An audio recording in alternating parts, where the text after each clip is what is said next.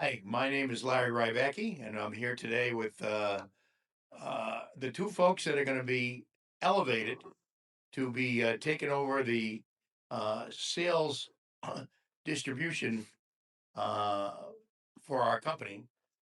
Greg Fox to my left from Alexander City, Alabama, will become the new president, take my job of president of sales for through distribution. And to my right is Joe Webb from Cincinnati, who will be our vice president. Um, the fact that my legacy is that with these two scares the hell out of me, but you know what?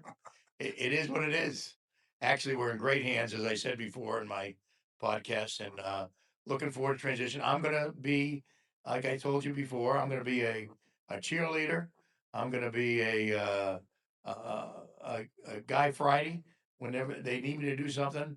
I'm going to try to do it, and I'm going to help out with the big boys where I have strong relationships with some of the movers and the shakers in the water industry. So, without further ado, we'll have a little discussion on what 26 and beyond is going to look like, and about our team going forward. In my opinion, distribution was relatively optimistic about next year. I mean, there's a lot going on the municipal side. The residential side is, not quite as strong as it has been in years past, but I think everyone's bullish on where that may ultimately lead. And we all know there's a lot of demand for housing. It's just a matter of when the price points get affordable, and hopefully that'll be sooner rather than later. It's kind of bubbling underneath the surface there, ready to erupt. But yeah, our team's great. I think that the Sigma leadership team that we have in place, not just Joe and I, but the folks down below us, whether it be John Taft out west or our tenured guy Al Richardson down in the southeast or McAdams, Joel Goff. We got a good group that's really the crux of our leadership team, and those folks are seasoned veterans, right? And they've been around not months, not years, but decades. So, they know how things are done around Sigma, and they, at times need a little bit of guidance, right? But by and large, they're more than capable of carrying the business forward. So, I think my role is certainly. I'll never be able to replace you, Larry. We've worked together a long time, not trying to do that, but I feel comfortable in the new opportunity because of the team we've got around us. It is all about good companies retaining good people and finding good people. And that is what every one of our customers continues to talk about. And it's what we continue to look for as well. So I think we're not only in a great position today, but I think we're poised for success in the future with the people that we've got. We got to look at areas to focus on in 2026. What are you guys gonna? What do you think your focus will be? What product lines? What territories? What are you looking on to? What areas you looking to focus on? Yeah, Larry. I mean, we do. We've already begun talking about our strategic plan about going to market in 2026, and it's really 2026 and beyond. We've got thoughts and plans around where we're going for the next 2 to 3 years, and we feel like there's certain markets we're underserved in on the distribution side. The business has been very robust in the South, but a little bit less robust up north, and we want to try to effectuate some change in those markets. And you know, with our products, our core products of fittings and restraints will always be extremely important to us. Well, that'll always be an area of focus, but we want to expand our product offering. We want to focus on the enclosure space. We already got some presence in there in that business with both the iron and the polymer product offerings, but we want to expand that, maybe get into some polymer concrete, improve the product offering on the polymer side of things. We think that product can be a vehicle for growth for us in the years to come. So, And I think in addition to the product, the people again, right, to support that product growth, especially in enclosures. Joe, you worked in distribution for a couple of years. Uh, Give me the rundown how that's helped you prepare for your new job as VP as sales going forward. Yeah, so I would say that experience gave me, some insight into what these guys, our customers, go through on a day in and day out basis. and they're dealing with contractors who aren't messing around. And when they say they need it, they need it. And the contractors aren't always the most organized people in the world either. So it it's ever more important for us to be that much more prepared when our customers need something, for us to pick up the phone and show them what customer service is all about. So we've got so many compliments about our inside sales team and doing just that. And that, I know you call it the secret sauce. There's probably a million other names for it, but that is what sets Sigma apart, is our people dealing with our customers and their people and taking care of problems.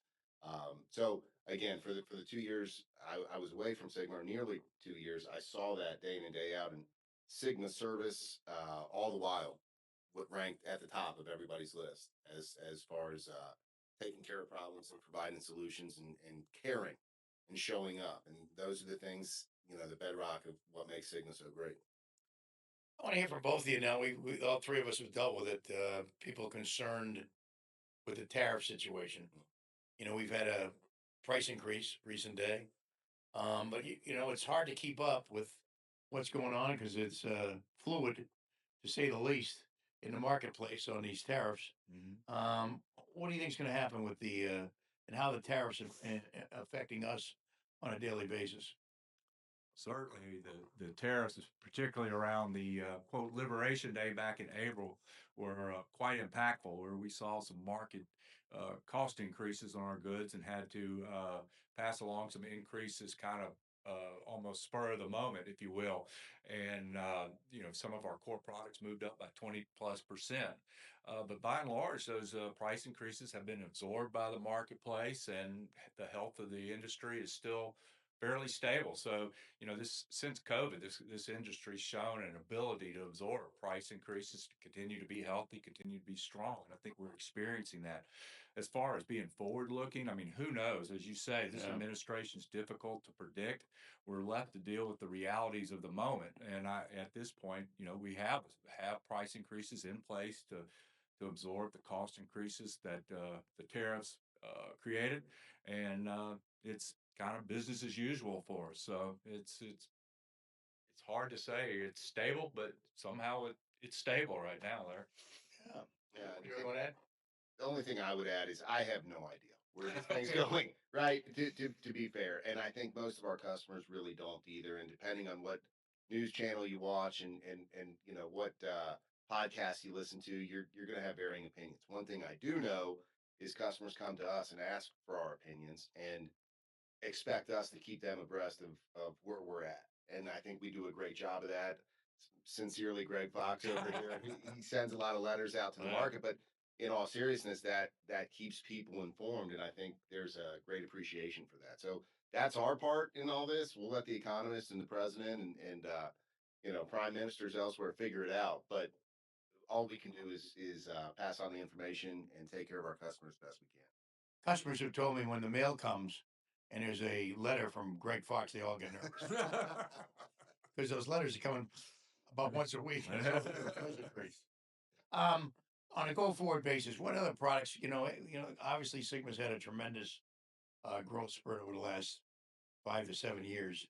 Um, what other products do you like to see us get in as time goes forward? Not so necessarily next year, but maybe the year after that. What are you looking? What do you think we're gonna? What other products you'd like to see us get into? Yeah, the easy one for me is stronger domestic offering in a lot of the products that we're already in. I would say it's difficult to say exactly where we're going to go down the road, but I think with certainty we know we like the water and sewer industry, and we like our customers in the distribution side of that, and we'll look for opportunities to further support distribution in the water and sewer industry moving forward, however that presents itself. I wanted to talk about looking at the big picture with our inside folks. What do you think is, of that going forward? What do you think of the strength? Do we need to add to it now? I think that really is the strength of Sigma, is our inside team. I mean, they're very like our outside team, a very tenured group. They've got decades of experience as well, and they have talents that myself and a lot of our outside guys don't have. They can get ox carts out of ditches very quickly, whereas we can only talk about it, right? but we do need an infusion of young talent in this in our inside team. Um, it's probably the most difficult job to learn that we have within Sigma because you have to learn our product, you have to learn our customers, you have to learn the Sigma culture, you have to learn how the processes work to get things done, and that all simply just takes time. It doesn't happen overnight. So I think we're committed to putting more people in our customer service organization now so they begin to learn, begin to train, begin to understand about what makes Sigma strong and what makes customer service work. Um, I do. It may sound trite to say our customer service is the best thing about us, but when you really start peeling back the layers, it truly is. So the more people we can bring on, the younger and replicate what Dana and Jim and Kwame and Jeff Fox and all these guys have done so well for so many years, the better we'll be. What's the change been for you two? We've had 8 months now of new ownership, and we had Fairfax for a few years, and Fairfax was really terrific and hands off. They just kind of let us do our thing, and as things got good, or things got even better, they just sat there and clapped. And but it came time for us to find a partner on a go forward basis. How has it been so far for the 8 months that Wind Point has had us? From my perspective, it's been overwhelmingly positive. I mean, I think Joe coined the term that it's people and products. They're telling us if you need more people, go get them. If you need more inventory, go buy it, type of thing. What salesman doesn't love that message? It's great, Yeah. you know. Anyway, we're going to close this off, and I just want everybody here to realize you can see what we have. The new leadership is terrific. They've been, they're not new leadership, they've been around a long time. To be honest, my job has always been to make it rain. And, I try to make it rain, and Greg Fox follows up. Greg Fox has always been there to follow up if I make it rain. If sometimes I make it to sloppy rain, but sometimes it's a good rain. And Joe is very organized and extremely bright guy that's extremely capable. So these two heading of the team with the other guys behind him, we're in great hands, and it's going to be a great future. So we sign off, the three of us. Thank you. Thank you.